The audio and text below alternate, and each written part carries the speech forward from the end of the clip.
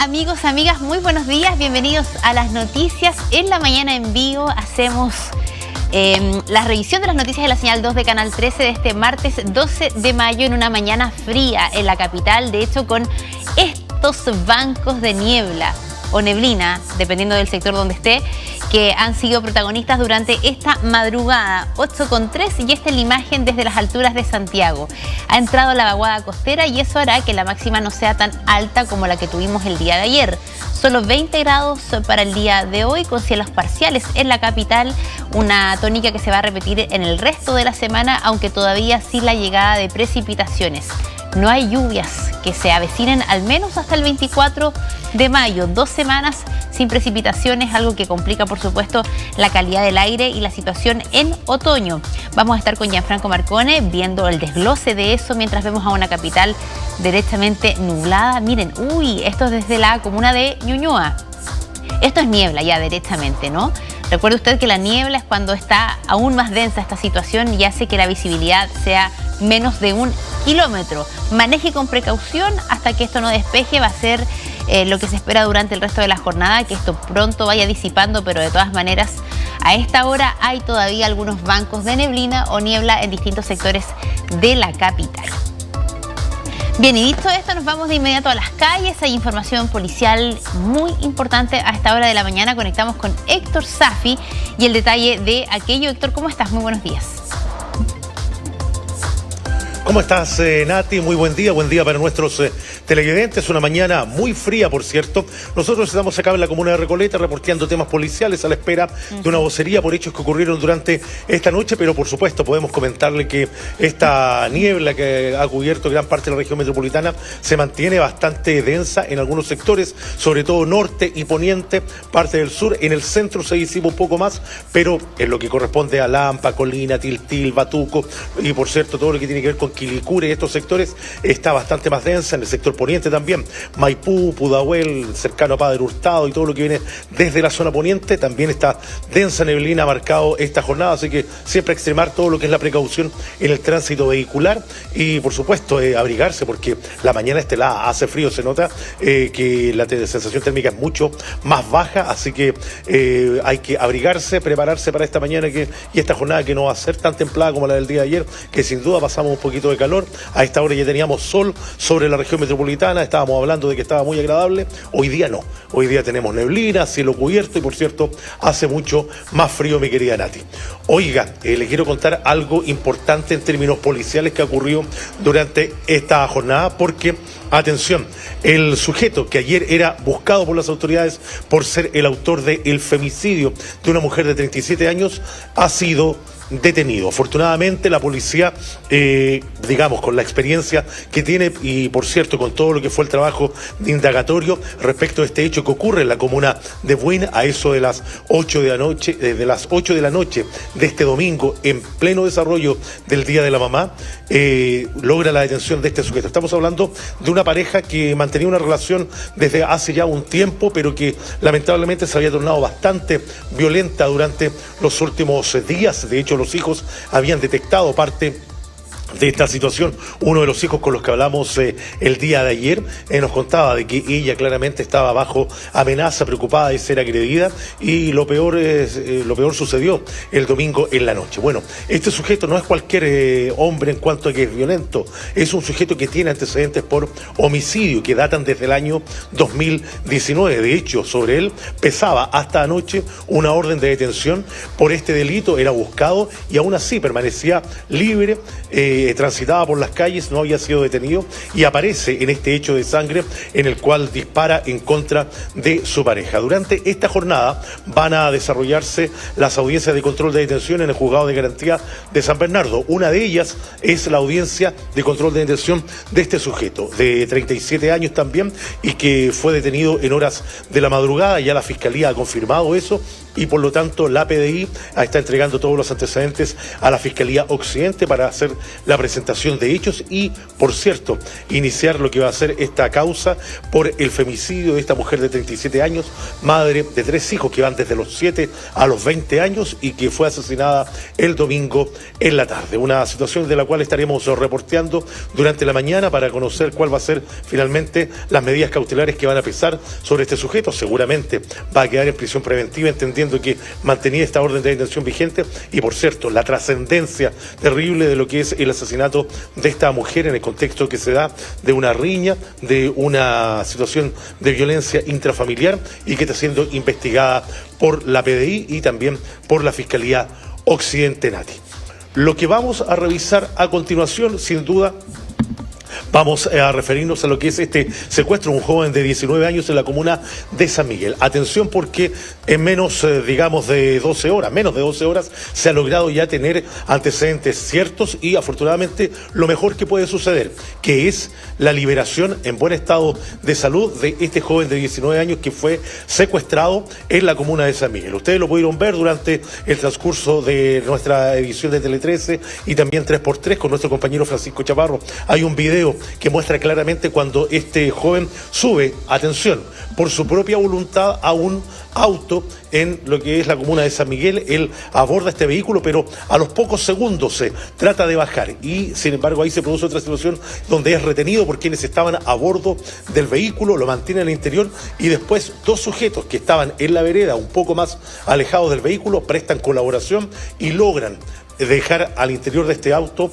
a este joven y finalmente llevárselo con rumbo desconocido. Bueno, esto quedó a cargo de la investigación del OS9 de Carabineros y también, por cierto, de la Fiscalía. No se habían referido a lo que había sucedido con él durante horas de la noche. Sabemos que perfectamente estas investigaciones se mantienen en reserva, primero priorizando lo que es, en este caso, la vida y salud e integridad física de la víctima. Por lo tanto, se mantienen negociaciones en secreto, pero nuestro equipo de Tele 13 tuvo la posibilidad de ver en el momento y en el lugar cuando comenzaron los llamados extorsivos a la madre de este joven. El equipo de prensa de Canal 13 estaba en el lugar cuando, a los pocos minutos de haber sido secuestrado, y comienzan a llamar estos individuos para exigir dinero. Bueno, esto inició la investigación por parte de la policía hasta que en horas de esta madrugada se logra saber que este joven no solamente había sido liberado y en buen estado de salud, sino que además hay 4 personas detenidas, todos extranjeros, los que participaron al menos de lo que es la logística. Acá hay que ver los grados de participación y, digamos, de compromiso que tienen con el secuestro estos individuos, entendiendo de que algunos son los que literalmente mantuvieron retenido a la persona, otros que lo secuestraron desde el lugar donde fue sacado por la fuerza, y por lo tanto acá es donde la policía debe darle un punto de acción a cada uno de los detenidos. Pero todos estos sujetos están en estos momentos detenidos. Todo esto ocurrió en el centro de Santiago, en el sector de Almirante Barroso con Agustinas, donde también habría estado en el sector la madre. Entendemos de que se habría pagado algún rescate, pero es un antecedente que las autoridades claramente no van a dar si es que hubo pago de rescate y el monto que está involucrado.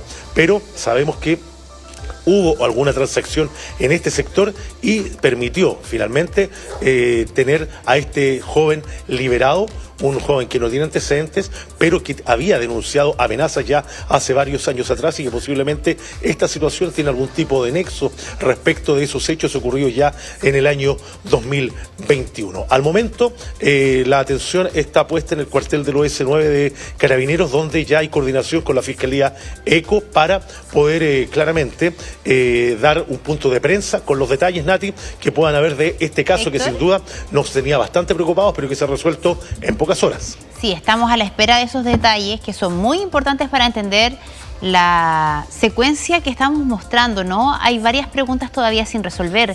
¿Esta víctima conocía a estos sujetos? ¿Por qué se acerca al auto, aparentemente voluntariamente?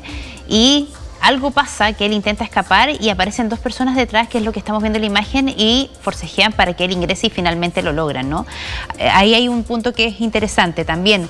cómo se da esta negociación. Y lo más importante de todo, creo, Héctor, tú que reporteas siempre este tipo de situaciones, es quiénes son estos detenidos, si son una banda articulada. Recordemos que hace un par de semanas hablamos de 2 secuestros en menos de una semana, entre ellos también el de un empresario sobre los 80 años que fue liberado en situaciones bien dramáticas, ¿no? Después fuimos conociendo algunos detalles, pero finalmente lo que se supo, Héctor, de ese hecho en particular es que quienes estaban detrás de esto eran sujetos vinculados al Tren de Aragua. O sea, a ese nivel estamos. De hecho, lo dijo el fiscal nacional en algún momento, estamos mal, y lo dijo con todas sus letras, ¿no? Por eso creo, Héctor, que esta conferencia de prensa que se entregue en un ratito más va a ser muy importante, sobre todo para entender la magnitud del problema en nuestro país, frente a qué bandas estamos. Justamente, el delito de secuestro es un delito que lamentablemente es muy delicado porque involucra la vida de las personas. Eso es lo que los sujetos ponen en juego, es decir, la vida de las personas por dinero, nada más y nada menos que ello. Pero en el caso de estas células que actúan a veces de manera menos organizada, son muy efectivos, por cierto. Lo vimos en el video de San Miguel, del video de hace pocas horas. Sí. Lo retuvieron, lo conocían, sabían a qué venía a buscar, iban con la decisión. Por eso este sujeto, este joven, cuando se da cuenta que va a ser retenido por la fuerza, intenta escapar. Pero estos sujetos sabían que ante esa posibilidad necesitaban cobertura, y es por ello que había 2 personas esperando afuera del vehículo. Seguramente venían todos en el mismo auto, y unos se bajaron antes, los otros hicieron el trabajo de encontrarse con la víctima y ante la resistencia, ante la posibilidad de escape, prestaron cobertura inmediata. Ahí hablamos de un nivel de organización bastante artesanal, por cierto, pero efectivo. Y finalmente ya se conocen los números de la familia para comenzar a extorsionar. Entonces, la logística, todo lo que corresponde a esta maldita ingeniería del delito, que podemos denominarla así, tiene claridad respecto a cómo actuar, pero en este caso es bastante más rústico respecto de lo que hablábamos también en San Miguel con el secuestro del empresario Jorge Vera, que aquí estamos hablando de una organización y una logística transnacional. Imaginémonos que desde la cárcel en Colombia podían estar dando directrices a quienes estaban aquí en Chile de cómo actuar y finalmente trasladar dineros y todo lo que implica la organización de este secuestro, que llevó tiempo para el seguimiento, conocer las rutinas de la víctima. Es un poco más depurado este delito en el caso del secuestro del empresario, pero no es distinto respecto de lo que hice la organización de un secuestro más express como este, en el cual se empiezan inmediatamente los llamados extorsivos a la madre a los pocos minutos de haber secuestrado a su hijo. Pero acá estamos hablando posiblemente de personas que se conocen entre sí. De hecho, este joven subió voluntariamente al vehículo. Entonces ahí ya tenemos un antecedente de que hay un nexo, una afiliación entre la víctima y sus secuestradores, y que posiblemente tomaron provecho de eso para poder secuestrarla con mayor facilidad. En el caso del empresario, él no conocía a nadie de la banda organizada que lo secuestró, simplemente fue la víctima después de haber sido perfilado, seguido y analizado por esta célula del Tren de Aragua que opera acá en Chile, que estaba siendo dirigida desde el extranjero. Pero para efectos prácticos y finalmente para lo que es el objetivo, se logra de igual manera. Se logra sacar a una persona contra de su voluntad, secuestrarla y ponerla, digamos, en esta encrucijada de ser cambiada por dinero. En rigor, eso es tan frío y tan digamos, inclemente la situación que es la vida de una persona por dinero. Entonces, estamos hablando de ello, y en este caso, el otro día escuchaba en Radio Universo una entrevista al fiscal Héctor Barros, en el cual justamente él hablaba de lo que tú mencionabas, Nati, de esta preocupación que existe desde la Fiscalía, desde lo que es el aparato judicial. Difícilmente se pueda cortar el tema de los secuestros, porque estaban analizando el secuestro de Jorge Vera Quirós, el empresario de San Miguel, cuando ya estaban los detenidos, cuando ya estaba la víctima liberada. En esta entrevista el fiscal Héctor Barros hablaba desde la Fiscalía, desde lo que es el trabajo judicial, no se puede cortar el secuestro. Hay muchas otras cosas más que hacer a nivel de Estado, a nivel de policías, a nivel de frontera, para poder contrarrestar lo que es el avance de este delito, que está concentrado en algunas partes, en comunas como Recoleta, Independencia, en el centro de Santiago, en algunas comunas del sector sur, pero que finalmente no ha avanzado y que nos pone el punto de atención en personas que son perfiladas, como lo fue el empresario Cardelguiari en Quilicura, como lo fue empresario ferretero en San Miguel, y que pueda ir avanzando un poquito más hacia el sector oriente. Lo ejemplificaron con esta típica división de Plaza Italia hacia arriba, es decir, donde hay personas que son propietarios de empresas y digamos que tienen patrimonio económico que pueden ser objeto de interés para estas bandas de secuestradores. Entonces, estamos hablando de una situación bastante complicada que a nivel muy micro, como es este secuestro bastante violento, pero que se da en San Miguel con este joven, y secuestros más minuciosos en cuanto a su organización, como lo son en este caso el del empresario ferretero. Por lo tanto, queda mucho que trabajo por hacer para contrarrestar este tipo de situaciones, pero sin duda, ambos, con mayor nivel de logística y de organización o menor nivel y mucho más rústico y artesanal, sin duda el objetivo lo cumplen lamentablemente y se están dando este tipo de situaciones. Afortunadamente, el OS9 de manera muy rápida logra resolver esta situación. Ya hay detenidos, de hecho, los 4 extranjeros, 3 colombianos y un venezolano, mantenían droga y armas, munición en el domicilio que fue allanado y donde habría estado retenido este joven que fue liberado. Por lo tanto, durante esta jornada, tras las coordinaciones que tengan ambas instituciones, Carabineros a través del OS9 y la Fiscalía ECO, que ha estado dirigiendo las investigaciones, conoceremos detalles de lo que fue esta banda y conocer finalmente cuál es el nexo que existe entre la víctima y sus secuestradores, entendiendo de que este joven subió al vehículo y después intentó escapar. Por lo tanto, los conocían y vamos a saber perfectamente qué hay detrás, cuál es el móvil que hay detrás de este secuestro que ya está resuelto. En lo importante, la víctima liberada en buen estado de salud y, por cierto, 4 de las personas involucradas detenidas, mi querida Natalia Alicia. Una buena noticia dentro de esta tragedia, ¿no? De que los secuestros estén siendo cada vez más frecuentes en nuestro país. Quedamos atentos, Héctor, a esas novedades, que van a entregar seguramente muchas respuestas a las dudas que tenemos todavía. Que estés muy bien, buenos días. Buenos días, hasta pronto. Bien, son ya las 8:19, vamos a ir a un corte, volvemos de inmediato con más noticias.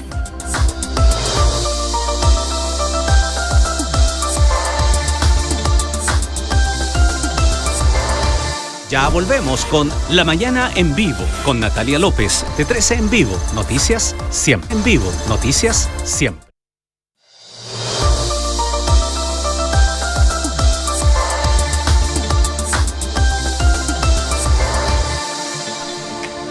Bien, estamos de regreso cuando son las 8:24 para seguir revisando noticias, y esta tuvo lugar el día de ayer y va a seguir marcando la pauta. Les contamos lo siguiente: su esposa Katy Barriga y su padre Joaquín Lavín Infante llegaron a Capitán Llaver para enrolarse y así poder visitar a Joaquín Lavín León. Desde el viernes, recordemos, el exdiputado cumple prisión preventiva tras ser formalizado por un millonario fraude al fisco. A Katy para ver cómo se encuentra. Katy, ¿cómo te sientes? La gente le está gritando que haga la fila. Se fila. Y Barriga aquí le acaban de abrir la puerta. En apenas un año los papeles se invirtieron. El exdiputado Joaquín Lavín pasó de visitar sagradamente a su esposa en la cárcel de San Miguel a estar tras las rejas por eventuales delitos de fraude al fisco, tráfico de influencias y uso malicioso de instrumento privado mercantil. Ahora fue Katy Barriga quien llegó al anexo Capitán Llaver a enrolarse para poder ver a su marido. ¿Los abogados te han comentado algo sobre la situación en la que se encuentra acá? No sabía nada todavía. ¿Has sabido algo de él como por suerte? Muy poquito, gracias. ¿Cuándo lo vas a venir a ver, Katy? ¿Cómo van a pasar esta fecha? Está de cumpleaños nuestro hijo primero. Sin embargo, la exalcaldesa de Maipú, que está a la espera del juicio oral en su contra y en el que arriesga más de 20 años de cárcel tras ser acusada por eventuales delitos de corrupción, no fue la única en llegar al lugar donde cumple prisión preventiva el exparlamentario. Vengo a enrolarme como un papá que quiere visitar a su hijo que está pasando un momento muy difícil.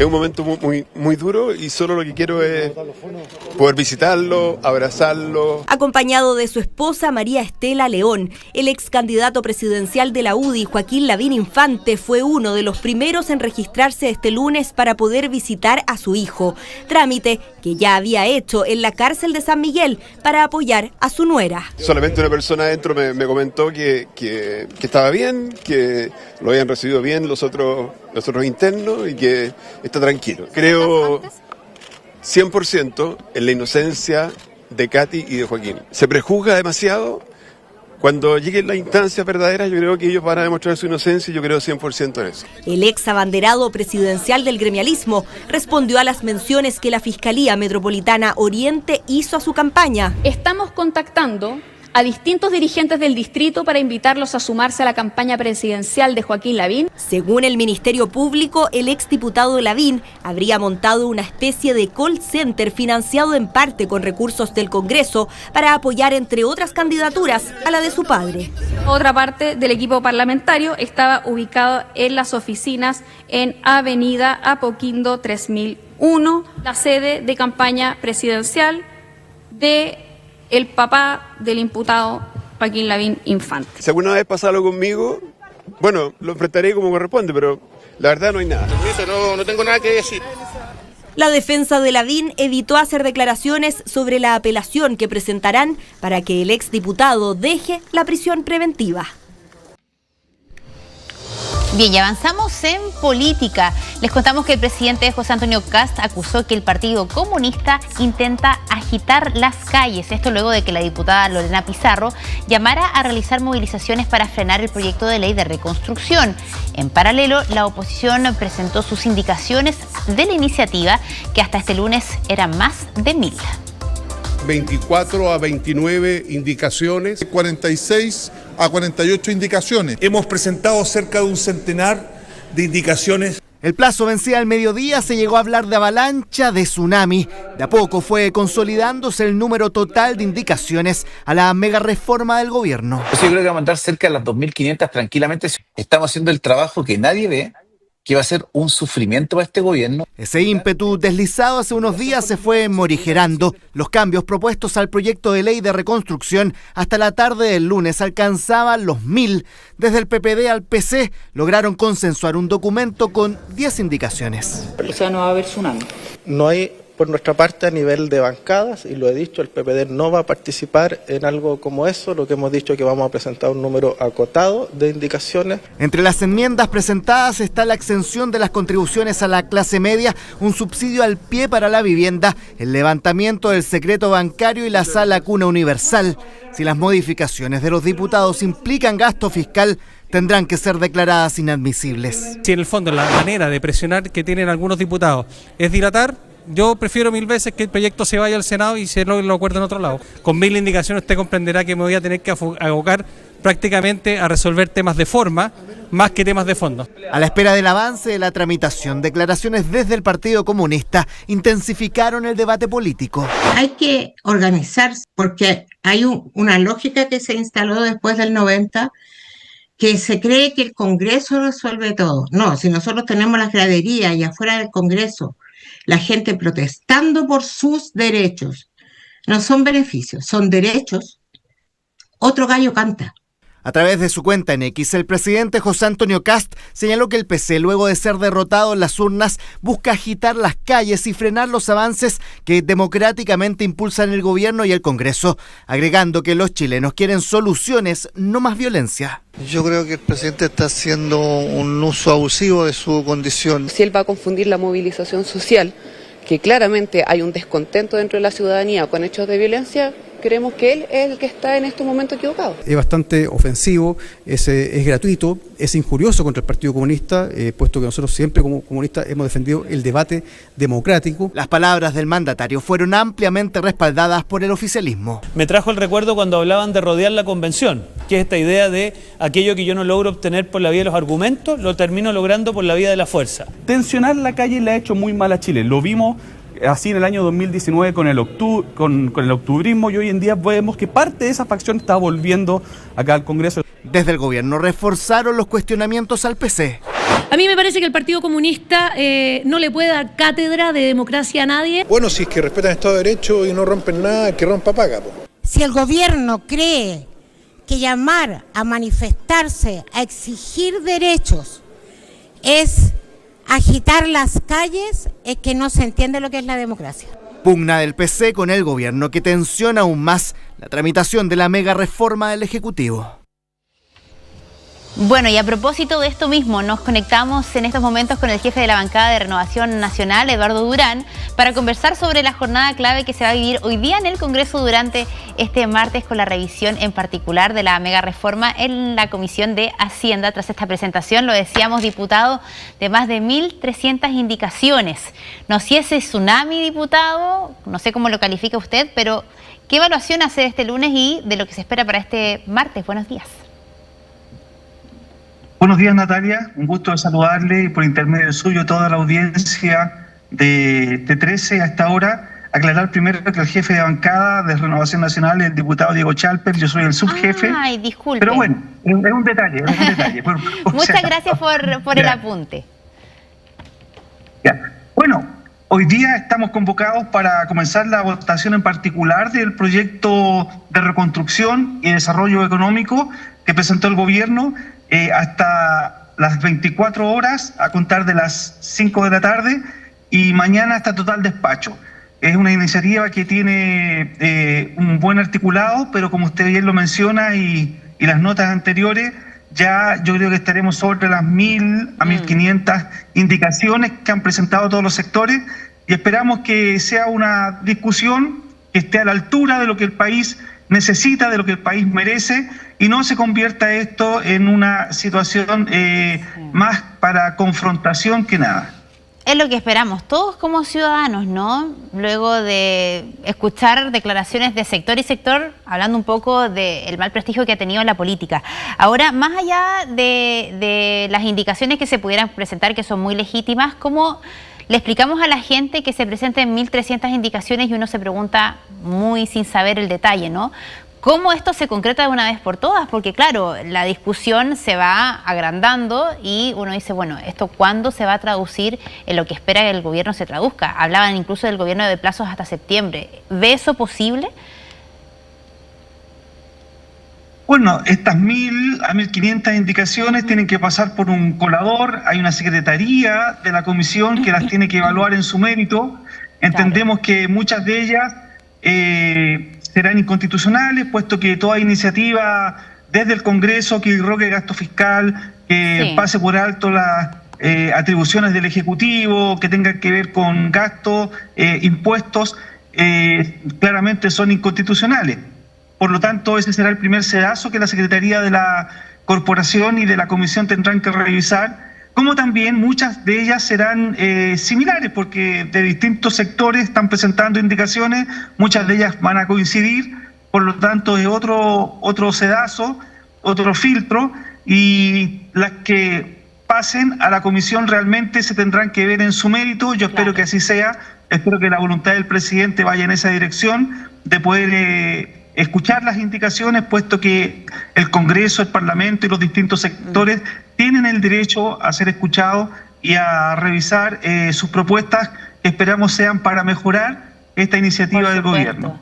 Ahora, diputado, ¿cuál es su apreciación personal de este megaproyecto? Se lo pregunto sobre todo más allá de la discusión política, de informes como el del Consejo Fiscal Autónomo, que pone varios puntos sobre la I. Yo no sé cuál es su evaluación respecto a aquello. Bueno, este proyecto es claramente económico, tributario, por supuesto que no está exento de riesgos. ¿Quién dijo que la economía está libre de riesgos?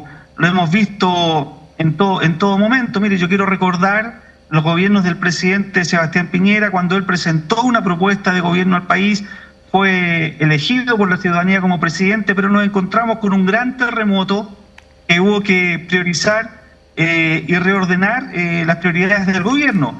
Después se encontró en un segundo gobierno con todo lo que fue el resultado del estallido social y también la pandemia. Y en este gobierno con lo que está sucediendo en el Medio Oriente.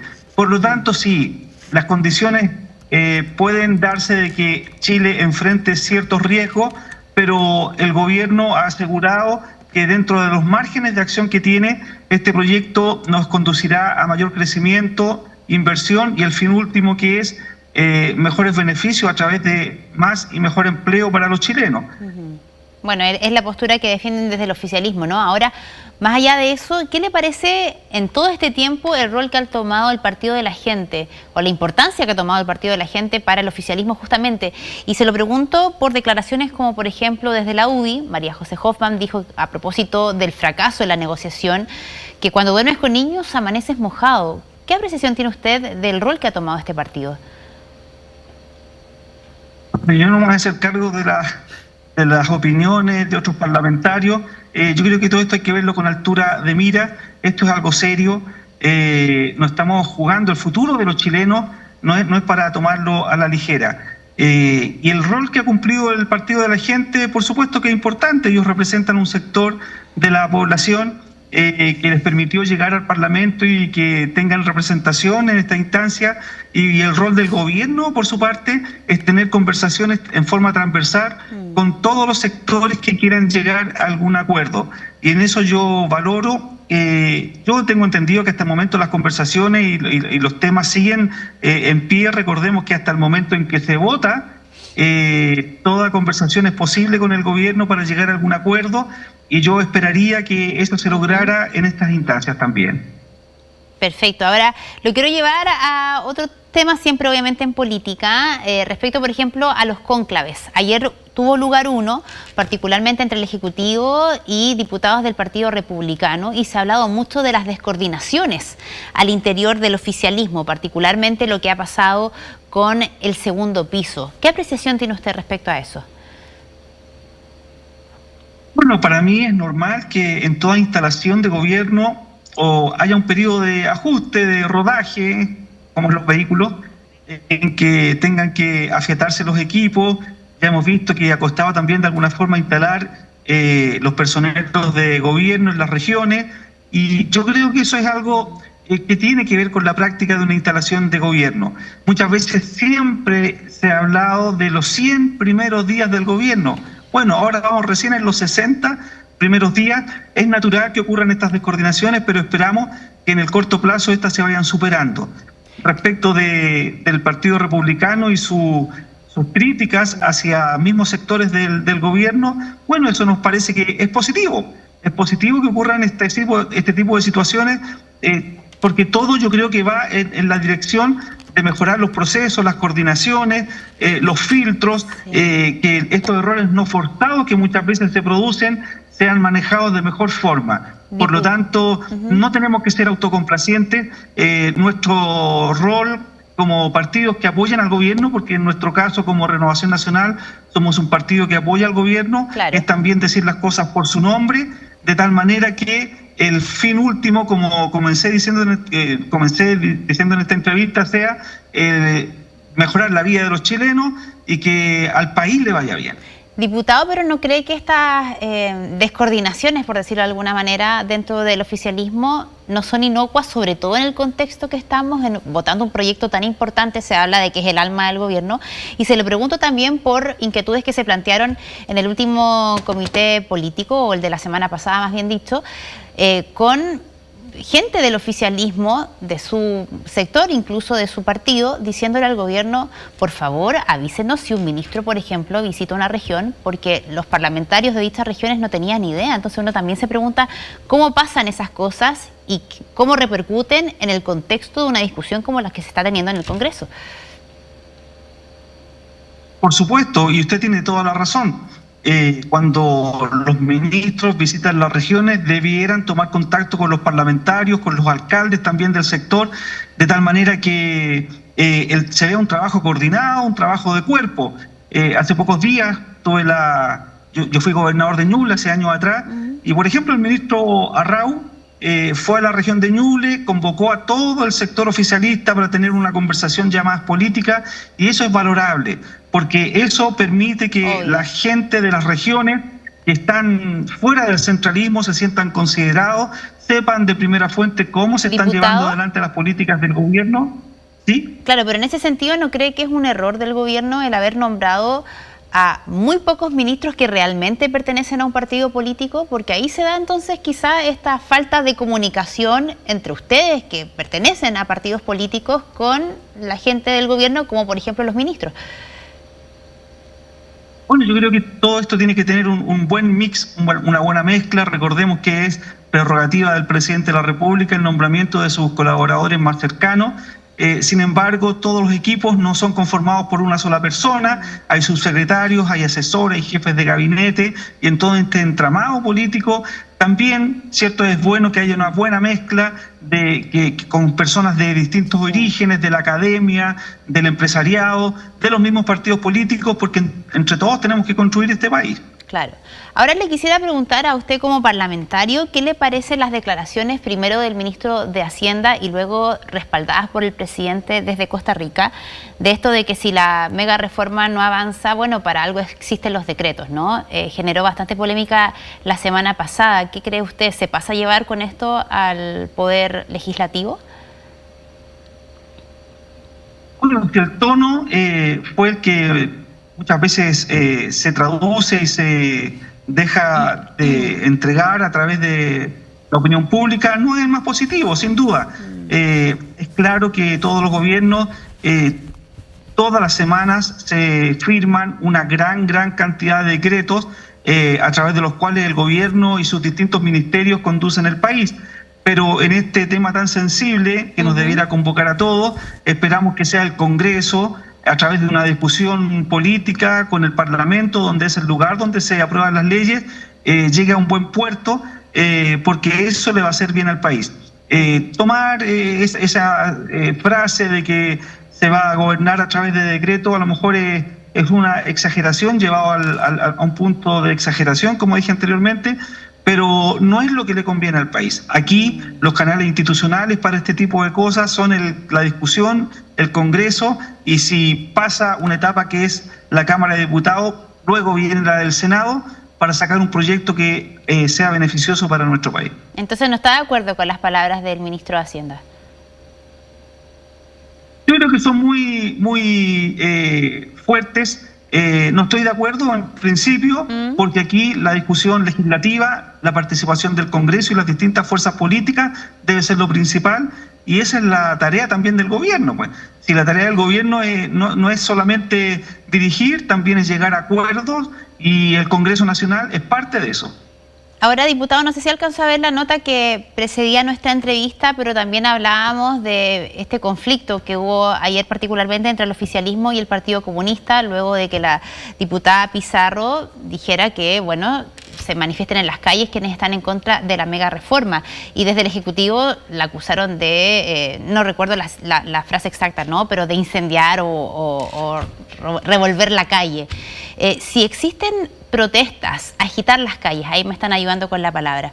Si existen protestas en contra de esta mega reforma, de este proyecto de reconstrucción, ¿usted creería que se está agitando las calles o es un derecho legítimo de las personas protestar? Mire, protestar y la protesta pacífica, por supuesto, es un legítimo derecho de todos los ciudadanos a expresarse en un país democrático donde el Estado de Derecho funciona. Sin embargo, los ánimos parece que están ya un poco crispados por diversas situaciones, donde también hay que dar la señal de que las palabras de la diputada a lo mejor no son las más acertadas, recordando, porque aquí tenemos que tener buena memoria. Ya, lo mismo se dijo en el gobierno del presidente Sebastián Piñera, cuando se le llamó revuelta, así como tal, ligeramente, y vimos todo en qué terminó. En un país destruido, ¿cierto? El metro, bueno, todo lo que sabemos, los incendios, los negocios, hasta las iglesias quemaron, ¿ya? Entonces, un poquito de benzina puede prender una hoguera, ¿ya? Y de eso tenemos historia. Por eso yo llamaría a la calma, a la reflexión, considerando que la protesta es un derecho social, es un derecho de las personas, pero sabemos también muchas veces que estas cosas sabemos dónde empiezan, pero no sabemos dónde terminan, y ese es el cuidado que tenemos que tener. Diputado, ahora le quisiera preguntar por lo de hoy, ¿no? Bueno, hablábamos al principio de esta entrevista de lo que se espera en el Congreso, pero también hay un cónclave, a propósito de los cónclaves que nos convocan también, de senadores del oficialismo con los presidentes de partido, también en Cerro Castillo. ¿Qué esperar de esa instancia? Bueno, toda conversación que exista para mejorar las coordinaciones, porque tengo entendido que ese cónclave sería precisamente para mejorar coordinaciones, comunicación. Siempre se ha hablado que entre el Ejecutivo, indistintamente del Gobierno y los partidos que lo apoyan, debe haber cierta complicidad, trabajo en acuerdo, que las cosas no se sepan por sorpresa, como usted bien lo dijo, Natalia, en algún momento, a propósito de las visitas de los ministros a las distintas regiones. Por eso siempre es bueno estar siempre en conversación, retroalimentando, dando a conocer las situaciones que ocurren en las regiones también, porque nuevamente el centralismo muchas veces nos lleva a creer que todo funciona alrededor de Santiago, pero en las regiones también pasan cosas, la gente de las regiones también tiene que sentirse que son escuchadas, y en esa... desde ese punto de vista, las reuniones o cónclaves, como usted le menciona, entre el presidente y los partidos y las representaciones regionales siempre serán importantes. Son bienvenidas, dice usted. Oiga, por último, quisiera preguntarle por lo que ha ocurrido con el diputado Olivares, ¿no? Que fue agredido durante este fin de semana, lo trae en la portada de las últimas noticias, a propósito también de la detención de 2 sujetos por la agresión al diputado Olivares. Más allá de eso, que obviamente es condenable, lo veo yo así, ¿no? Nadie merece que lo agredan. ¿Qué le parece la actitud que ha tomado el diputado Olivares, con cómo se viste, con los memes que ha tenido con la ministra Pizarro ayer? O sea, perdón, la diputada Pizarro. Ayer hubo todo un conflicto en la izquierda, porque hubo personajes de ese espectro político que decían, bueno, de alguna manera se lo merece. No sé si es una frase afortunada, yo creo que en ningún caso, ¿no? Pero de todas maneras, ¿qué le parece que estemos hablando, por ejemplo, de un diputado más de cómo se viste o de los memes que publica, que es su trabajo parlamentario? ¿Qué evaluación hace usted de este caso en particular? Bueno, tal cual lo dice usted, Natalia, cualquier agresión, no solamente contra un parlamentario, sino que contra cualquier persona, es condenable. Ya aquí el parlamentario, bueno, él tendrá su forma, su estilo, recordemos como también la Pero no es también un tipo de agresiones, ¿no? Pero para continuar, hay diputados como la diputada Pamela Giles, que también tenía su propio estilo de vestimenta, de performance. El diputado Florcita Motúa, ¿ya? Claro, pero el diputado Olivares está emulando, creemos muchos, a Augusto Pinochet. Es distinto andar con una quizás pluma rosada, aunque él diga que va disfrazado de otra cosa, el Principito. Bueno, mucha gente entiende que está haciendo una especie de, no sé, se está vistiendo de Augusto Pinochet. Es distinto quizás a Florcita Motúa incluso. Bueno, una capa, sí, yo lo vi también, una capa de estilo militar. Unos dirán que es Augusto Pinochet, otros dirán que es un soldado chileno. Bueno, es el estilo del diputado. Ahí yo no voy a entrar tampoco en opinar, no es tema mío, disculpe Natalia, pero yo creo que fuera de todo eso, cada persona merece respeto independiente de su posición, ¿ya? Y no por eso tenemos que llegar a las agresiones.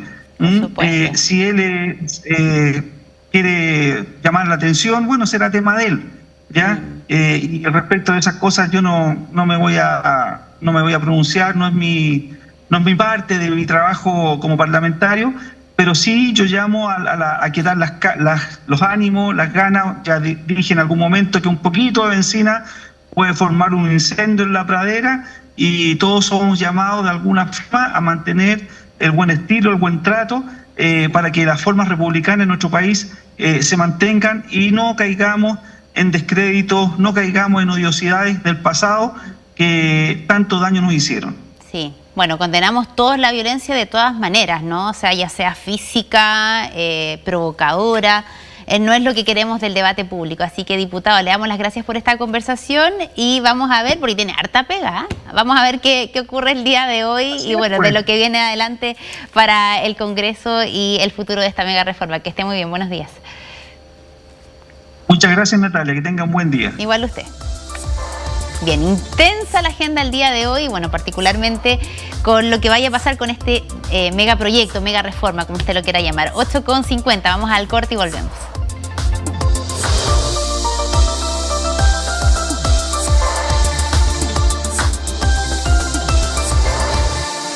Ya volvemos con La Mañana en Vivo, con Natalia López, de 13 en Vivo, noticias siempre.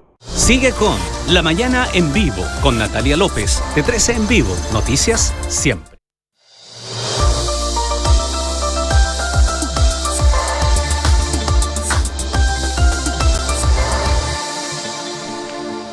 Bien, estamos de regreso en esta mañana que ha tenido como protagonista la niebla, una neblina, bien digo acá, en la región metropolitana, aunque al parecer ya comienza a disiparse. Queremos preguntarle qué se viene para el día de hoy. Don Gianfranco Marcone ya está en el estudio. ¿Cómo estás, Gianfranco? Bien, ¿y tú, Nati, cómo estás? Bien. Sí, como tú bien dices, ya comienza a disiparse. Imagen, ¿no? Está comenzando el sol a hacer su trabajo, calentar la superficie de la Tierra. Con esa inyección de radiación se está comenzando a romper primero la niebla y luego ya la nubosidad. Y todo indica que ya eso del mediodía, 1 de la tarde, vamos a tener cielos nuevamente despejados en Santiago, pero va a seguir brumoso, va a seguir con un contenido de humedad que a esta hora es altísimo, pero ya eso de la 1 de la tarde va a ser cercano al 50% de la región metropolitana. Tenemos 7,6 grados en el centro de Santiago, vamos a llegar a los 20, 19 en algunas comunas como Talagante, como Melipilla, como Pudahuel, Maipú, hacia el poniente, 20 en el centro y podríamos bordear los 21 grados hacia el oriente de la región metropolitana, que son las comunas que menos ingresó esta nubosidad. Pero quiero partir, Natalia, mostrándote al protagonista que tuvimos el día de ayer. Ayer llegamos a 29 grados en el centro de Santiago, llegamos a 30 grados en el sector oriente, incluso Tiltil bordeó los 33 grados. ¿Cuál fue el protagonista de ayer? El viento Raco. Y justamente cómo podemos representar el viento Raco, este gráfico que muestra acá, muestra justamente 3 variables. La presión, que no la vamos a considerar, que es esta línea media cafecita que vemos arriba, la temperatura, que es el rojo, y la humedad, que es el verde. Mira la brutal diferencia entre la temperatura y la humedad. Ahí se actualizó la página. Temperatura y humedad. Temperatura sobre los 30 grados, humedad en el momento de la temperatura máxima era de 9,8%. Mira, pero baja además muy rápidamente. Justamente, y sube la otra temperatura, mira, subió a las 9, entre las 9:20 y las 10 de la mañana, tuvo un aumento brutal, un aumento pero muy brusco, y de ahí se pegó una baja importante de la humedad. Entonces, claro, es lógico que la temperatura cuando sube la humedad baja, pero es lógico de esta manera quizás. Claro. No de esta bolsa tan grande que se establece acá. Y esto justamente por ese viento muy seco, que siempre la dueña de casa dice que seca mucho la ropa, y en realidad es así, es prácticamente, y por eso se llama efecto Föhn. Efecto Föhn en alemán, secador de pelo. Entonces es como si tú prendas un secador de pelo que tira aire fuerte, viento, y tira aire caliente, que desciende por la cordillera, generando este efecto que suba mucho la temperatura, pero además baje mucho la humedad. Mira, entre las 9:20 y las 18 horas, en ese rango horario, la temperatura subió brutalmente y luego se pegó una baja importante, generando también una variación en la humedad relativa. Eso permitió que ahí tuviéramos una jornada muy, yo diría, primaveral, casi veraniega, pero eso ayudó también a que después la vaguada costera se pegara con todo el continente, ya no venga el viento desde el oriente, sino que venga el viento desde el poniente, generando que ingrese esta nubosidad costera a la capital. Y eso es lo que explica la neblina de hoy, ¿o no? Justamente la neblina de hoy. Vamos a revisar justamente eso ahora. Vamos a la siguiente imagen para ver el satélite primero nacional y después nos vamos a enfocar en las zonas que ingresó la nubosidad costera. Vaguada costera, claro, cuando se desplaza mucho hacia el sur, se debilita mucho en el extremo norte y ya, por ejemplo, en Arica, en Iquique, ven el sol siempre mezclado con algunas nubes. Pero desde Antofagasta hacia el sur, muy pegadita al continente, prácticamente los sectores costeros, hablamos, por ejemplo, Antofagasta, Taltal, Chañaral, Caldera, La Serena, Valparaíso, Viña del Mar, Pichilemu, Constitución y hasta Concepción, prácticamente no van a ver el sol, metiéndose incluso en algunos sectores en los valles. En el sur, un sistema frontal muy desarmado, muy débil, deja solamente por ahora nubes, no dejaría precipitaciones. Vamos a la siguiente imagen para ver cómo ingresó esta nubosidad costera a los distintos sectores de la zona central. Mira, ahí se metió en los valles más cercanos a la costa de la región de Coquimbo, llegó a Illapel, seguramente llegó a Catapilco, por ejemplo, a La Ligua, a Quillota, a Calera, a Quilpué, a Villa Alemana, y acá justo se encajonó y se metió en la cuenca capitalina. Más débil en el centro, por eso va a romper rápidamente, y un poquito más intensa hacia el poniente, por eso al poniente quizás no va a abrir el cielo hoy día, hablo de Talagante, Melipilla, le va a costar un poquito más que abra. Se metió justamente en todo lo que es la ruta 5, Rancagua, Curicó, Talca y hasta prácticamente Chillán, se metió esa nubosidad costera justo en un lugar donde está esta carretera llamada Ruta 5 Sur, generando una muy baja visibilidad, nieblas locales y también lloviznas en algunos sectores. Tú siempre hablas de eso, de la poca visibilidad de la Ruta 5. Justamente, es que la Ruta 5 a mi criterio está, claro, mal hecha, climáticamente hablando, está en un muy mal lugar, porque es un lugar donde se encajona mucho producto de el valle que está entre la cordillera de la costa y la cordillera de los Andes, y ahí se establece justo acá está la ruta. Ahí está, es mira, muy justamente muy gráfico. Vamos a ver más ratito la visibilidad. Pasemos a la siguiente para ver dónde se metió esta nubosidad costera en la capital. Pasemos a la que sigue, ahí está, mira, justamente lo que hablábamos, Curacaví, muy nublado, Boyenar, Melipilla, Talagante, para qué decir la costa San Antonio, se metió por el sector sur, por Peñaflor, por Buin, casi bordeando el sector más precordillerano, claro, el sector oriente más débil, por eso esperamos ahí las temperaturas máximas más altas, el sector centro más moderado y más intensa en el sector poniente, generando incluso algunas llovinas. Llegó incluso hasta Colina, se metió, es decir, ahí se va encajonando, se va metiendo por los cerros, esta nubosidad se va adecuando un poquito y se va quedando en la parte más baja de la cuenca capitalina. Vamos a ver la visibilidad. Vamos. Más o menos consecuente a lo mismo, las zonas con mayor nubosidad son las zonas de mayor visibilidad, y ahí hablamos de lo mismo. Justo acá está la Ruta 5, tenemos una visibilidad muy compleja con ese color rojo, moderada con el color azul y una mejor visibilidad, aunque siempre complicando un poquito. Esto podría ser neblina y eso podría ser niebla. Es un poquito la diferencia, pero los sectores más cercanos a la costa son los que tuvieron al amanecer una peor visibilidad. Los sectores que están más cercanos a la cordillera, claramente con una visibilidad un poquito mayor, porque recordemos que esto no es un sistema frontal. No es que ataque principalmente cordillera como el núcleo frío, ataca al revés, principalmente el sector costero, porque es un fenómeno que viene desde la costa. Ya, vamos a la siguiente. Vamos. ¿Qué va a pasar esta tarde? Ya disipa la nubosidad costera, esto es más o menos a las 6 de la tarde, donde prácticamente ya no vamos a tener nubosidad en los valles. Es decir, todo indica que Santiago sí va a despejar, va a quedar brumoso, va a quedar con una humedad alta. Dudo que la humedad baje del 40 a 45%, que es alta para Santiago. ¿Ya? Y en la costa podría abrir algunos sectores, pero todo indica que se van a mantener con harta nubosidad, y si es que hay una transición va a ser muy pequeña. Se va a retirar un ratito, pero rápidamente se va a pegar nuevamente la vaguada para lo que viene mañana, que todo indica que nuevamente va a ser un amanecer nublado. Veamos justamente eso, qué va a pasar el día de mañana. Oye, proyectamos 7 de la mañana del día de mañana. Pero ¿cómo estas nubes no van a traer nada de agua? O sea, traen un contenido de agua, pero me refiero a que se traduzca en un sistema frontal. Es muy tenue, no sé. La gotita es muy pequeña, por lo tanto, por la fuerza de gravedad cae, pero cae muy suavemente del tipo llovizna, y principalmente en la zona más intensa, que es la zona costera. Claro. Es decir, a Santiago, habían lloviznas en la mañana, a mí me reportaban lloviznas en Melipilla, en el sector poniente. Pero no alcanzan a marcar nada. Pero no, eso no alcanza a acumular, 0,1 milímetro con suerte te alcanza a medir. Moja, por supuesto, ayuda un poco claramente a la calidad del aire, sí, claro que ayuda.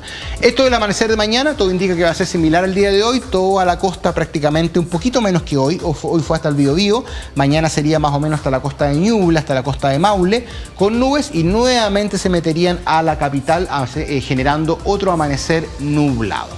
Y vamos a la siguiente, que si no me equivoco es la última, para ver qué podría... Esto es lo que podría pasar el viernes, es decir, nubosidad costera tanto hoy martes como mañana miércoles. Jueves vamos a tener transición entre nubosidad costera y una inestabilidad en altura.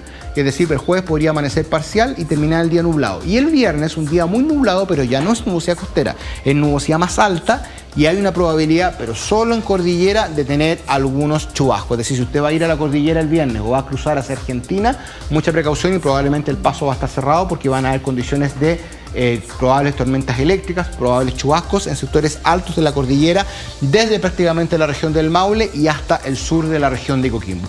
Por ahora no trae posibilidades para la ciudad, ni siquiera para el sector oriente de precipitaciones, solamente se quedaría en alta cordillera, aportando algo de nieve, que por supuesto siempre es bueno que caiga. En Rancagua sí caería, sí, ¿no? Algo. Es que yo creo que esto puede ser un error de modelo, porque justamente que se meta ahí es muy extraño, sí, es muy extraño. Hay que ir viendo cómo evoluciona, pero yo creo que solamente se va a mantener. Yo creo que la nubosidad sí se va a desplazar a ciudades como Rancagua y como Santiago. Por eso obviamente pronosticamos un día nuboso, ocasionalmente con sol, pero ya un techo nuboso diferente. Nubosidad más arriba que la que tenemos el día de hoy, que es una nubosidad derechamente baja, que está pegada a la cuenca capitalina. Ya, veamos cómo está Santiago a esta hora. Bueno. Veamos cómo está la capital, llegamos a los 8, va a subir lentamente mientras esté nublado, se mantiene todo el día nuboso. Yo creo que mediodía, más o menos 1 de la tarde, recién va a estar prácticamente despejado, pero va a seguir brumoso, así como que estuviera el vidrio medio empañado, así como que no se ve claro a la capital. 20 grados de máxima, 13 grados a eso de las 9:30 de la noche del día de hoy. Mañana, o sea, noche fría, perdón. Noches siguen frías, sí, y amaneceres también. Veamos mañana, porque nuevamente amanecería nublado, por eso la mínima no es tan baja, 9. Tarde parcial, 18 grados, es decir, un poquito menos que el día de hoy. Jueves, de parcial a nublado, al revés, 10 y 19 grados. Viernes, lo que decíamos, un día mayormente nublado, nuevamente con 18 grados y esa posibilidad de precipitaciones en alta cordillera. Sábado, 17 por ahora, domingo, 19. Y todo indica que la próxima semana se viene bastante similar, sin precipitaciones, pero con temperaturas máximas no superiores a los 20 grados. Así que todo indica que el otoño se estaría asentando, lo único que falta es que llegue la lluvia. Sí, que por lo menos hasta ahora, hasta el 24, que es el próximo domingo, no hay nada en la capital, lamentablemente. Qué increíble eso, ¿eh? Bueno, lo hemos hablado tantas veces, pero uno no se deja sorprender. Mayo prácticamente sin precipitaciones. Prácticamente sin precipitaciones. Algo que los últimos 5 días digan algo, pero si no, nos estaríamos despidiendo con 3 milímetros igual que abril. 6 en total, en 2 meses. Muy poco. La nada misma. La nada misma. Bueno, esperemos que eso cambie. Ojalá. Con la llegada del niño. Gracias, Gianfranco. Que esté muy bien. No el Nos niño vemos. tú, el fenómeno del Sí, niño, lo para sé, que lo quede tengo muy clarísimo.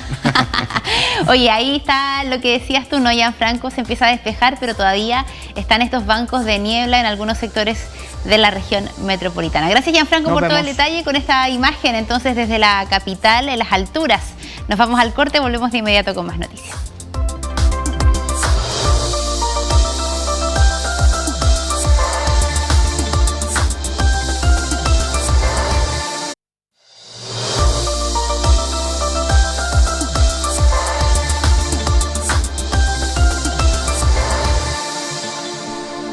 Si usted tiene hijos, este tema le va a interesar muchísimo. Un alarmante aumento en la violencia escolar se ha presenciado en distintos colegios en los últimos meses. Este lunes, por ejemplo, ayer, un estudiante de Cerro Navia amenazó a un compañero con un arma de fuego en presencia de la profesora. Queremos conversar de esto mismo, ¿no? Con el gerente general de la Fundación San Carlos de Maipo, Rafael Rodríguez, a quien le damos la bienvenida y las gracias por estar acá. Gracias, Natalia, por invitar. A ver, claro, ponemos un ejemplo que es quizás el más reciente en términos mediáticos, salió ayer en la prensa, pero estos hechos los hemos estado informando cada vez más y con mucho dolor, porque estamos hablando de una comunidad escolar y de niños que en colegios debieran estar tan protegidos como en su propia casa. ¿Cuál es la evaluación que hacen ustedes particularmente de lo que ha pasado en los últimos meses? Siento yo desde el caso de Calama, de esta inspectora que es asesinada, hay un quiebre importante, o bueno, al menos en términos mediáticos, que uno dice, bueno, ¿qué nos está pasando, no? ¿Cuál es la evaluación de ustedes? Bueno, hay que partir un poco antes, yo creo. La violencia al interior de las comunidades escolares viene en aumento desde hace mucho tiempo. Si mal no lo recuerdo, en 2018 se aprueba una ley para poder controlar actos de violencia extrema, que es la ley Aula Segura. Gracias a esa ley es posible o terminar la matrícula o expulsar a algún alumno que haya ejercido un acto de violencia extrema. De ahí en adelante, después nos topamos con el estallido social, la pandemia. Ahí, en el fondo, como no estaban yendo a clases, hubo una gran baja en los actos de violencia porque no habían escuela. Claro. Pero después, cuando volvió la comunidad a la sala de clases, no sé si te acuerdas, pero aumentó muchísimo la cantidad de violencia y los delitos por distintas razones. Se dijo que nos habíamos olvidado cómo convivir entre estudiantes, y de ahí en adelante se empiezan a identificar ciertas fallas o vacíos que generó la ley Aula Segura. Y desde ahí entonces se propone desde el Colegio de Profesores sacar una ley de convivencia escolar que se aprobó recién a principios de abril de este año, pero que apunta a poder generar un protocolo conocido por las escuelas para poder abordar no solamente los casos de violencia, sino que también la convivencia al interior de las escuelas, tal como lo dice la ley. Okay. En paralelo, nos topamos a principio de año con lo que comentas tú de la muerte de esta directora en Calama, que generó un montón de discusión alrededor de la violencia en las comunidades educativas, y viene esta ley de escuelas protegidas, que lo que hace es tratar de entregar nuevas herramientas a la comunidad escolar, sobre todo a los profesores, para poder prevenir actos de violencia, pero prevenir en el sentido de disuadir que alguien quiera cometer actos de violencia. Principalmente da la posibilidad de revisar mochilas, bolsos, de metal. No el cuerpo de los niños, pero sí mochilas y bolsos. No pueden ir con ropa que haga difícil la identificación de esos niños. Y tercero, la facultad de quitar la gratuidad en educación superior durante 5 años.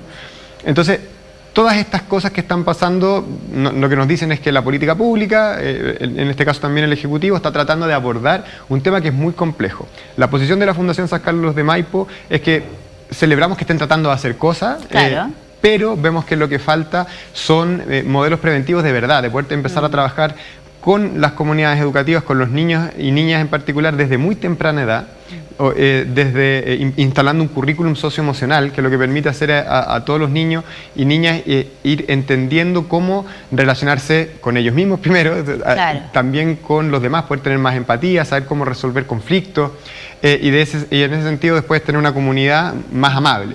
Eso es una de las cosas que hoy día nos falta, un currículum socioemocional que se enseñe tal cual como las matemáticas, como el lenguaje, claro, con salas, o sea, con horas bien claras de qué es lo que hay que hacer, actividades.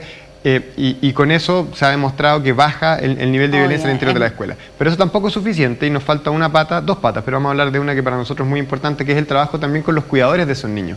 Madres, padres, que muchas veces, y me incluyo, no tenemos las herramientas para poder relacionarnos de una manera positiva, constructiva, en donde no solamente demostremos cariño a los niños, sino que también podamos ayudarlos a controlarse, claro, para que no tengan conductas de violencia ni con ellos mismos, ni con sus pares, ni menos en las comunidades educativas. Y eso se puede hacer a través de programas de desarrollo de habilidades parentales, se hace en distintos lugares del mundo. Acá en Chile hay varios programas de eso, nosotros tenemos uno que ha tenido muy buenos resultados, y gracias a esas dos cosas yo creo que debería disminuir significativamente la cantidad de hechos de violencia, pero, y que ahí retomando el tema de Calama, no va a poder solucionar problemas que tengan que ver con casos de salud mental más complejos, claro, problemas del comportamiento principalmente, en donde hay niños que no pueden controlar sus actos de violencia. Y eso se aborda ya no con el Ministerio de Educación ni con el Ministerio de Desarrollo Social, sino que con el Ministerio de Salud, que siempre ha estado al debe con la salud mental. Sabemos que un porcentaje del presupuesto del Ministerio de Salud que gastan en salud mental es muy bajo, y los que han sido más desplazados de la salud mental, como siempre, han sido niños, niñas y adolescentes.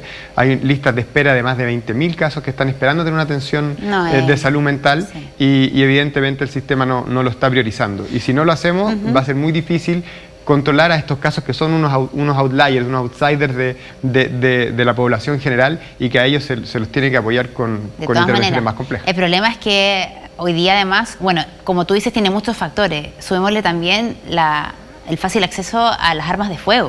O sea, es un problema multifactorial: salud mental, acceso a las armas de fuego, crisis de seguridad, bueno, engloba muchas cosas. Ahora lo que ustedes proponen a mí me parece muy interesante, porque claro, tú previenes que ocurra todo esto. Siento yo que el plan Escuelas Protegidas, claro, intenta hacer algo, pero es más para quizás apagar el fuego ahora, que tiene que ver con detectores de metales, con revisión de mochilas, en fin, incluso habiendo algún tipo de discrepancia en medidas como esa. Pero lo que ustedes plantean es también un trabajo a largo plazo, ¿no? Y quizás necesitamos atender la emergencia ahora, sin obviamente dejar de hacer ese trabajo. Pero ¿cómo lo ven ustedes en perspectiva? Porque hay que terminar con este problema ahora. O sea, vimos hace algunas semanas que estaba siendo muy popular esto, tiroteo, lo escribo, los niños no van a clase, todos sabemos a través de la pandemia lo que significa el ausentismo escolar. Entonces, ¿cómo abordamos las dos cosas? Un trabajo quizás a más a largo plazo, pero también hay que apagar ese incendio que está hoy día, digamos, ¿no? Sí, mira, hay un esfuerzo en la comunidad, desde la comunidad educativa, desde la comunidad de profesionales que trabajamos alrededor de la prevención y promoción social, que sabemos que hay que trabajar en trayectorias. El Ministerio de Educación ha hecho un esfuerzo de avanzar en un modelo que permita ir identificando cómo le está yendo a cada niño desde que entra al sistema escolar hasta que sale. El problema es que ese esfuerzo del Ministerio de Educación no conversa las más de las veces con el esfuerzo que hace el Ministerio de Desarrollo Social a través de Chile Crece o Chile Crece Más, que también tiene esa lógica de poder trabajar desde el principio, dando intervenciones potentes al momento que corresponda, para que las trayectorias de vida de los niños termine de manera como prosocial y no empiecen a vincularse, como dices tú, con problemas que parten con la inasistencia escolar, con no asistir a los controles sanos, con empezar a tener actos de violencia, con no aprender. Con padres ausentes también. Y las razones por las cuales todo eso pasa, una es padres ausentes, padres que no saben cuidar adecuadamente a sus hijos. Entonces, la lógica de trayectoria, cuando uno dice, pucha, si esto es rápido, necesitamos una urgencia, ¿Tiene sentido empezar a trabajar desde la lógica de trayectoria? Sí, en algún momento tenemos que empezar. Lógico. Porque si no, a la larga vamos a gastar muchísimo más plata y más esfuerzo en controlar problemas cuando están desatados y no en abordarlos antes de que partan. Rafael, y disculpa que te interrumpa, pero me parece súper interesante eso, porque al final tenemos que hacer un cambio de patrón de cómo estamos entendiendo las relaciones en los colegios, más allá de estos casos, ¿no? Si hay alguien hoy día que está mirando esta entrevista y es apoderado, dice, ¿cómo la fundación que ustedes representan puede llegar al colegio de mi hijo? ¿Cómo lo que ustedes hacen se puede traducir en las aulas? ¿Cuál es el vínculo? Bueno, nosotros trabajamos en muchas escuelas del país, nos tienen que llamar y el tema es cómo la escuela puede utilizar sus recursos para contratar las cosas que tenemos en la fundación y otras fundaciones también. El problema también es ese, que las escuelas hoy día no cuentan con los recursos suficientes como para poder tener intervenciones extra a las que ya tienen. Entonces, el camino que nosotros también hacemos como fundación es trabajar con la política pública para nosotros traspasar los conocimientos que tenemos para que se puedan implementar desde dentro de las salas de clase con los recursos que ya hay. El problema es que también se le exige a las salas de clase, al docente en particular, que haga cosas que las más de las veces lo sobrepasan. O sea, hoy día un docente, si le decimos que además se tenga que hacer cargo de la convivencia escolar o de la seguridad de las escuelas, no le dan las horas de clase. 75% de las horas de un docente se gastan en hacer clases. Tiene solamente un 25% para hacer todos los otros trámites administrativos que le exige el sistema escolar. Entonces, aquí hay que generar no solamente una lógica de trabajo preventivo, sino que también los recursos para que eso sea posible, o al menos redireccionar recursos donde han habido políticas o programas que no han estado funcionando bien para poder dedicarlos a políticas y programas que se ha demostrado en otros países que ha servido para disminuir la conflictividad al interior de las escuelas. Y lamentablemente, tanto a la educación como a los temas de desarrollo social se los trata como una ciencia blanda, voy a decir. Sí. Y no se entiende que esto es igual que la medicina. Cuando un remedio se tiene que testear varias veces y se tiene que masificar cuando ya estamos seguros que hace bien. En los programas sociales debería ser lo mismo. O sea, cuando hay un programa social que es efectivo, que logra un objetivo de política pública, ese programa debería ser tomado por el ministerio que corresponda y escalado porque eso asegura que va a tener un mejor resultado en la población. Hoy día, lamentablemente, lo hemos visto en los debates del último tiempo, hay alrededor de 715 programas en total, programas sociales. De esos, un poco más de 160 van destinados a niños, niñas y adolescentes. Y de eso prácticamente no hay ninguno, yo conozco un par, que están evaluados sistemáticamente como algo que genera una trayectoria de vida positiva. Entonces, si no nos ponemos serios y no agarramos esos programas y los convertimos en uno que realmente hagan la diferencia, vamos a estar hablando de este tema permanentemente. Aula Segura 2018, Escuelas Protegidas 2026 y seguro que va a venir otra ley más de corte punitivo en el mediano plazo y eso tampoco ayuda a disminuir la conflictividad. Lo que generalmente vemos que mientras más punitivo es la política pública o los programas con niños, niñas y adolescentes, a la larga esos niños, niñas y adolescentes o esa comunidad termina también relacionándose más con el sistema penal, por ejemplo, y eso hace que las comunidades también puedan terminar con más conflictividad que la anterior a las leyes. Han habido países que han avanzado solo lo punitivo y ya sabemos que eso no es suficiente. Entonces, ¿cómo convencer al sector público que haga prevención, que se preocupe del desarrollo de trayectorias positivas? Es un desafío que la verdad no tenemos resuelto. Sí, es muy complejo, ¿no? Ahora, Rafael, ustedes desde la Fundación ven un vínculo del aumento de los casos de violencia con el acceso de los menores a las pantallas, a los celulares. Lo pregunto porque muchos de estos casos también se han viralizado, se imitan lamentablemente los adolescentes. En otros países se ha hablado de la restricción, y de hecho ya es ley en varios de ellos, de la restricción a las redes sociales. Acá en nuestro país este año implementamos que los celulares queden fuera de las salas de clase, pero ves también tú ahí un punto importante, el acceso de los menores que quizás no tienen la madurez suficiente a la tecnología, a un celular, a las redes sociales. ¿Hay ahí un problema también? No, las redes sociales yo creo que nos pasaron a todos por encima. No hemos aprendido a controlarlas bien ni para uno mismo, ni tampoco para los hijos. Yo creo que la discusión va cada vez más en la línea de controlar. Como dices tú, hay varios países que ya están prohibiendo el acceso a redes sociales de niños y jóvenes y adolescentes hasta cierta edad. Pero para poder solucionar eso, más que prohibirla en un 100%, que yo creo que es imposible estar todo el día monitoreando a los niños, es cómo los padres, y sobre todo las madres que tienen, en general hoy día en Chile hay más madres que cuidan a niños que padres, cómo pueden trabajar con los niños para que entiendan qué es lo que está bien y lo que está mal, y poder ayudarlos en el fondo a generar los mecanismos de control cuando no son externos, cuando son internos, cuando son generados por ellos mismos, para que no se involucren en situaciones de violencia contra terceros. Claro. Esa es la tarea, o sea, cómo ayudamos a ese niño que independientemente esté frente a un celular, a la televisión, a la radio, a la televisión, puedan distinguir lo que se puede hacer con un tercero y lo que no. Ahora, pasa mucho que hay papás que, claro, hacen una pega excelente, ¿no?, como padre. Hay otros que lamentablemente están ausentes por infinitas razones y muchas de ellas tienen que ver con el trabajo. De la necesidad de tener que producir, salir muy temprano de la casa, llegar muy tarde, ver a los niños prácticamente dormirse. No está ese rol que antes tenía la mamá, que se quedaba en la casa, que estaba ahí. Hoy día la sociedad es otra. Entonces, ¿cómo también hacemos que los padres estén presentes cuando el sistema exige también que estén produciendo todo el tiempo porque tienen que pagar el colegio, los alimentos, en fin, hay también un problema, ¿no?, de cómo estamos entendiendo el rol de padre realmente en la sociedad? Sí, bueno, es una pregunta como sin respuesta, porque la verdad es que sí, pues los padres, madres, hoy día que tenemos que trabajar con una completa...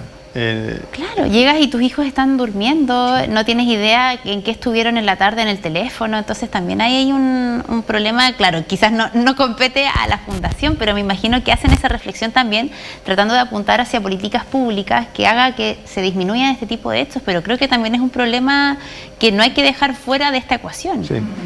Y aún así, cuando hay personas que pueden estar en la casa, tampoco, si no tienen las habilidades o el conocimiento para poder abordar a sus hijos, de una manera en que las normas que tú tratas de instalar lleguen realmente a instalarse adentro y que no dependan del control externo que tenga que haber un adulto. En eso sí se puede aprender, independientemente estés todo el día o estés poco tiempo en la semana y algo más el fin de semana. Se pueden desarrollar habilidades de cuidado. Y eso es lo que nosotros como padres... Ustedes hacen, ¿no? Y claro, lo que hace la fundación también, ¿no? Y como padres nosotros creemos que somos... Nadie más que nosotros sabe cómo cuidar a nuestros hijos, y eso no es así. Uno puede aprender a hacerlo mejor, y ahí la invitación es a que padres y madres puedan empezar a investigar qué es lo que hay de cuidados parentales, que ese es como el titular, claro, y puedan aprender y pedir asesoría para saber cómo criar mejor a nuestros hijos. Al final ese es el gran desafío de toda sociedad. Sí, por y creo que nosotros hoy día en Chile no lo estamos haciendo bien en el último tiempo por los índices que vemos, la cantidad de violencia, la cantidad de consumo, otros problemas de control de impulsos que lo único que vemos es que van al alza desde el año 2015 a la fecha. Sí. Entonces llevamos mucho tiempo sin que no solo la política pública, sino que también la familia desarrolle aquellas habilidades para poder controlar y criar mejor a los niños del país. De todas maneras, Rafael, le damos las gracias por estar acá, por plantear sus conocimientos para un problema que es muy, muy complejo de resolver, pero que tenemos que resolverlo sin duda para que no estemos hablando en unos años más de una nueva ley para hacer frente a estos casos. Que esté muy bien, buenos días. Gracias, Natalia. Gracias por estar acá. Bien, vamos a cambiar radicalmente de tema con lo siguiente. Algo que nos duele en el bolsillo y en la guatita, ¿por qué no decirlo? Moisés Inostroza nos cuenta de qué se trata. Moisés, ¿cómo estás? Muy buenos días, ¿cómo están? En estos días fríos lo que nos llama la atención, por supuesto, es las preparaciones calientes, las sopas, los consomés y los sofritos. ¿Qué es lo que tenemos para los sofritos? Principalmente muy a la chilena, las cebollas y los pimentones, que han tenido cierta variación de precios, han aumentado en algunos lados según lo que hemos sabido respecto a la canasta básica, a las variaciones del índice del precio al consumidor, y por eso es que estamos nuevamente en La Vega. Me encuentro con Hugo González, está armando acá sus tomatitos, sus verduras, todo preparado para hoy día. Hugo, ¿cómo está el precio de la cebolla? Muy buenos días, antes que nada. Mira, el precio de la cebolla, la verdad es que todavía estamos bien, porque tenemos una cebolla, 4 cebollas en 1.000 pesos, pero son unas cebollas grandes. Claro. Es una cebolla grande, ¿me entiendes? Entonces esta mata de cebolla sale a 2.50. Con esta tenemos una ensalada para una chilenita para 3, 4 personas, ¿me entiendes? Y para un sofrito, más de un sofrito, también por sofrito. Claro. Oiga, cuénteme un poquito, ¿hay variación de precios? ¿Se aproximan quizás? alza de precios en las cebollas, por ejemplo? La alza de todo, como todos los años, ¿no? Así que no lo asustemos a nadie, menos al público, porque estos son alzas de invierno, digamos, porque las cosas empiezan a escasear acá de la zona. Será la época también, ¿no? Por eso, en la época que le digo, ya viene el frío, viene el invierno, y acá ya sale poca producción. Claro. Entonces vienen más cosas de Arica. Claro. ¿Ya? O la cebolla, obviamente que no. Claro. La cebolla la tenemos cosechada, la tenemos acá. Claro. Oiga, Hugo, y respecto al pimentón, tenemos los 3 colores de pimentón por acá, ¿no? El amarillo, el rojo, el verde. ¿Cómo está el precio igual? Mira, ahí se implementa el precio en este tiempo, porque ahora vienen de Arica los pimentones. Ya. Todas estas cosas, por ejemplo... Igual que la cebolla. La cebolla no viene de Arica. Ah, no viene de Arica. No, la cebolla la tenemos guardada acá, igual que las papas. Claro. ¿Ya? Pero los pimientos sí vienen de Arica. Los zapallos italianos. Claro. Entonces, ¿A cuánto está el precio? A mí me gustan los amarillos. Los amarillos y los rojos, que son más dulces. Esto generalmente se usa el rojo más que nada. Para el sofrito. Para el sofrito. Claro. Y el amarillo es para darle el toque ahí al cambiar de color. Claro. ¿Ya? Entonces, mira, un pimiento grande hoy día está entre 1.000 y 1.200 pesos. Entre 1.000 y 1.200. Ya. ¿Qué tal ahí la variación de los precios? ¿Hay diferencias? Hay diferencias, pero hay un poquito más chico también, más económico. Claro. Depende del tamaño Hay primera, hay segunda, hay tercera. Claro. Entonces hay para todos los gustos. Nada más que hay que recorrer un poquito y mirar un poquito. Pero ir con tiempo, esa siempre es la recomendación. Exacto, pero hay unos que les gustan los pimientos grandes. Claro. Porque un pimiento grande es igual que un pimentón chico. Claro. Tienen el mismo sabor. Unos dicen que no, que trabajan menos con el grande. Cambia el porte. ¿Me entiendes? Pero al final es lo mismo. Claro. Entonces hay para todos los bolsillos. Claro. Es nada más que hay que recorrer un poquito.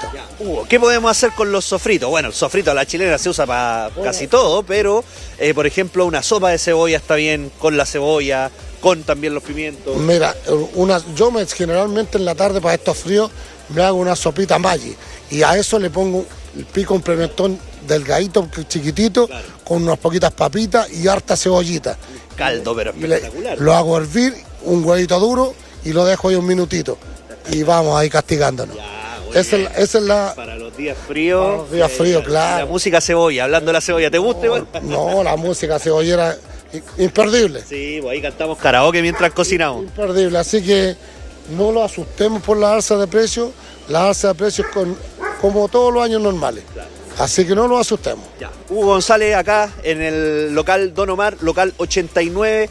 Tenemos para mostrarle las cebollas, los pimentones, otra variedad de verdura. Igualmente acá nos decía los zapallos italianos que están bien bonitos, los apios, por ejemplo. El cebollín se utiliza harto igual como una especie de suplemento de la cebolla. El cebollín se usa mucho. A mí, por ejemplo, me encanta la ensalada a la chilena con cebollín. Con cebollín, claro.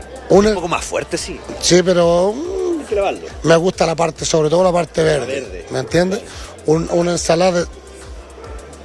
No, espectacular. Un pebre. Claro. Una sopita, echarle esta parte verde arriba en vez de cilandrito, le echáis la parte verde picadita finita. Espectacular. Ya. Y así vamos variando todas las cosas. No está el puerro también que lo podemos usarlo. ¿Sabe harto de cocina usted, Hugo? Algo le hago. Mira, por acá tenemos el brócoli. A ver, también tenemos más verdura. Mira, más verdura, tenemos el brócoli. El ají también por ahí, ¿no? Ese es un ají peruano, el ají naranjo que le llaman para hacer el caldo de gallina. Claro. Tenemos los cilantros. El cilantro, el perejil. Claro. Oye, hay harta variedad y aquí Hugo González nos decía que la variación de los precios no ha sido tanto a no asustarse, señor. No, a no asustarse. Mira, por ejemplo, aquí hay una cebolla. Lo que les gusta, más chiquitita. Hay señoras que les gusta esta cebollita chica, porque dicen que una grande se les queda la mitad o ellas usan un cuarto de cebolla. Claro. Entonces ellas se llevan una cebollita chica y lo más bien, y vale 1.000 pesos el kilo esta cebolla. O sea, hay opciones. 1.000 pesos el kilo de cebolla es un buen precio igualmente. Y acá en La Vega, ustedes saben que hay harta variedad. Acá con Hugo González nos despedimos entonces este móvil contándoles que, si bien es cierto, hay ciertas variaciones en las verduras, a no alarmarse es el mensaje que le entregamos con Hugo González desde La Vega. O a preferir otras cositas, ¿no? Para calentar la guatita en este invierno. Muchas gracias, Moisés, por todo el detalle. 9:31, momento de decir hasta luego. Nos reencontramos mañana. Que esté muy bien. Buenos días.